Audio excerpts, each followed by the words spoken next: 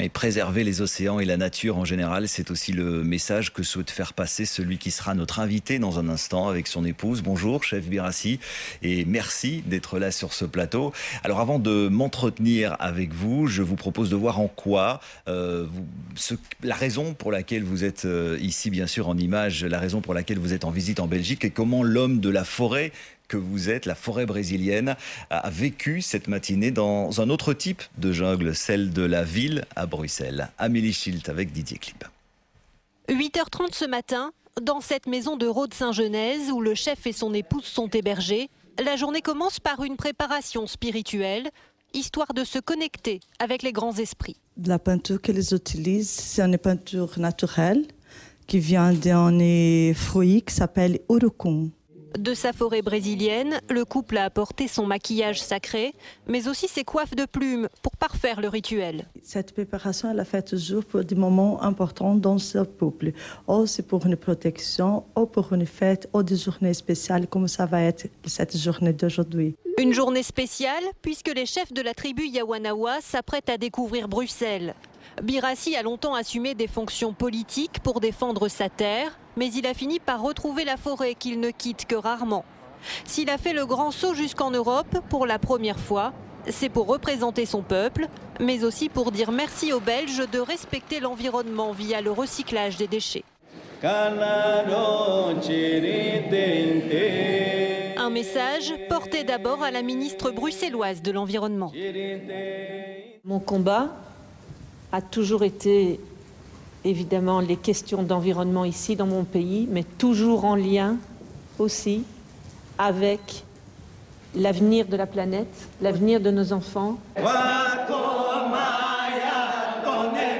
L'avenir de la planète, au cœur même des préoccupations du chef Birassi. Fort de sa culture et de ses traditions, il poursuivra son combat demain en rencontrant les Bruxellois pour tenter d'éveiller les consciences, mais dans une ambiance festive. Le chef Birassi est donc avec nous, avec son épouse. Comment s'est passée cette matinée? Vous n'avez pas été trop dépaysé?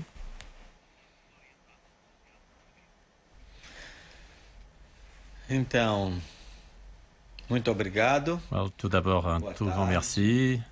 Bonjour à toutes et à tous. C'est un honneur d'être ici aujourd'hui parmi vous. Merci de l'invitation.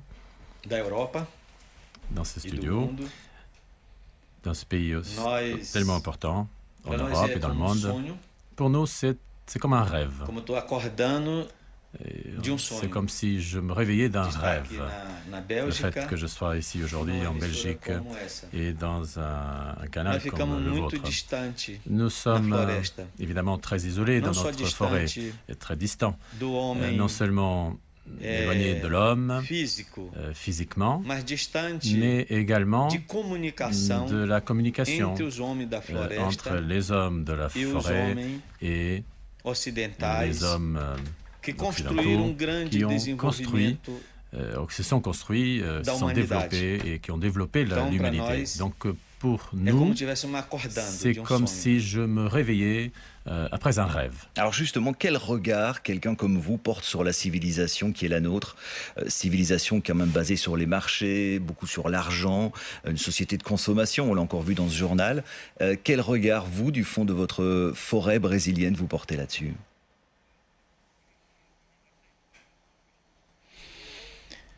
Eu acredito Je suis d'avis que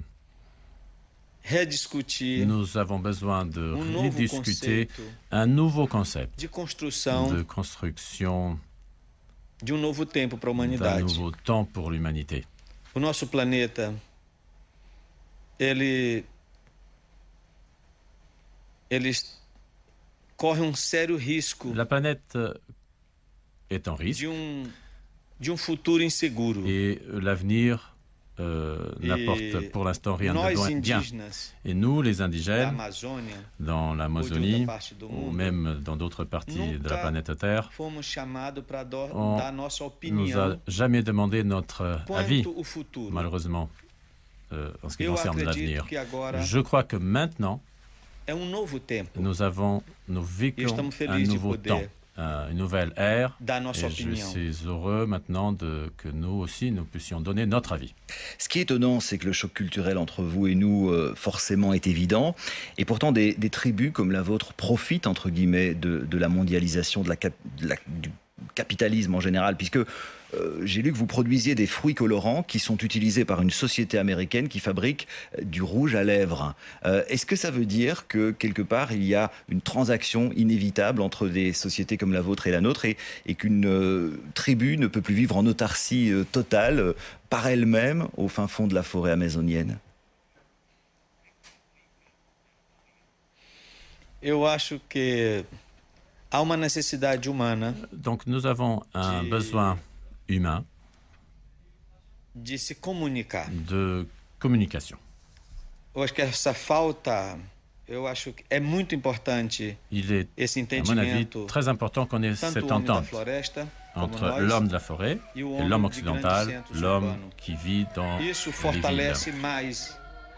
E a gente podemos ter mais opiniões quanto destino. De cette façon, nous pouvons avoir plus de communication. Si nous nous isolons, si nous vivons en autarcie, on ne pourra pas nous faire connaître. Nous ne sommes pas contre le développement. Non, nous ne sommes pas contre la technologie ou la science. Cependant, nous voulons donner notre avis sur ce sujet. Et nous aurions aussi aimé donner nos orientations.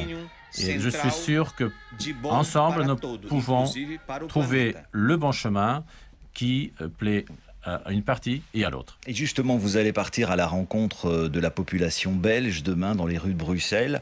Qu'allez-vous leur dire? Quel serait le message, s'il fallait n'en retenir qu'un, que vous voudriez faire passer aux Belges aujourd'hui?